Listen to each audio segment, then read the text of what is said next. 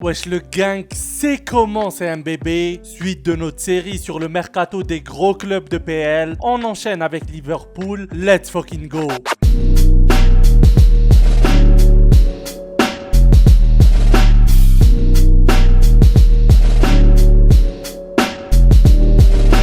Alors cette saison, au niveau du mercato, sonne un peu comme une fin de cycle, notamment au milieu de terrain. Tu perds Fabinho contre un beau petit chèque quand même, et Jordan Henderson qui ont tous deux rejoint le championnat saoudien, James Milner qui part libre à Brighton, Naby Keita qui n'a jamais vraiment su s'imposer chez les Reds, qui revient en Bundesliga au Werder, et Alex Oxlade-Chamberlain au Beşiktaş, tous deux peu épargnés par les blessures. Ajouté au départ libre aussi de Firmino à El Ahly. Pas de perte énorme, que des joueurs qui sont arrivés au bout de leur aventure à Liverpool. En attendant, évidemment, parce que ça en parle et parce que le mercato saoudien n'est pas fini, de ne pas perdre Mohamed Salah, parce que évidemment, il y a de quoi faire à Liverpool, il y a du matériel notamment en attaque, et qu'on n'a plus le Salah d'antan, le salaire prime qui faisait peur à n'importe quelle défense de PL, mais ça reste un très très bon joueur, valeur sûre du club et un quota but important que tu perds en cas de départ de ce dernier.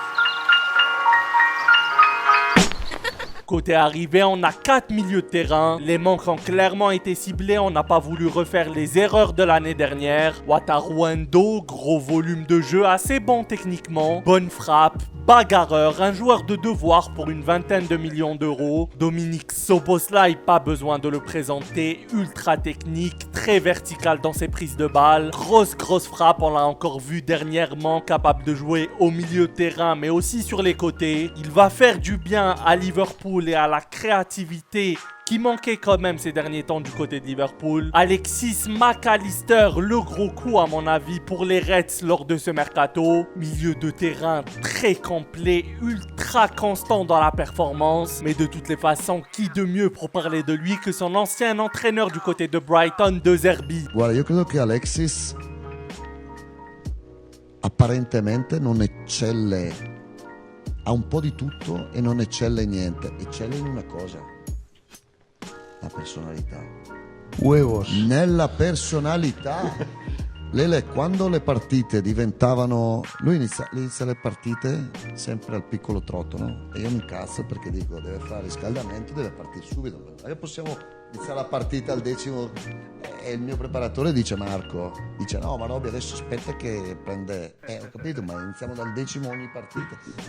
Quando la partita con Liverpool, col Chelsea, con lo United, con inizia a salire di tono, che la palla inizia a fare una temperatura diversa da quella del riscaldamento, e lui lì sale in cattedra e prende le palle lui e comanda lui e non perde più il contrasto.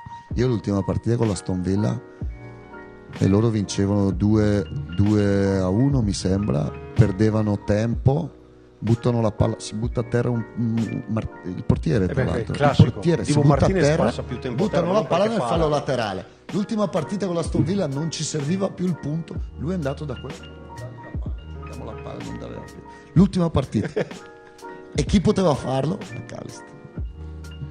Poi tra l'altro lui ha il padre che è un ex giocatore che ha giocato nel Boca e lui è legatissimo col padre, gli fa da gente. Per esempio col padre, il padre mi diceva, una volta l'ho visto dentro il centro sportivo, gli ho chiesto, ma tuo figlio qual è il ruolo giusto secondo te per tuo figlio? Mezzala o mediano, play, come lo faccio giocare io all'inizio? E lei mi dice, ma per me è un po' più avanti. E io lo faccio giocare dietro.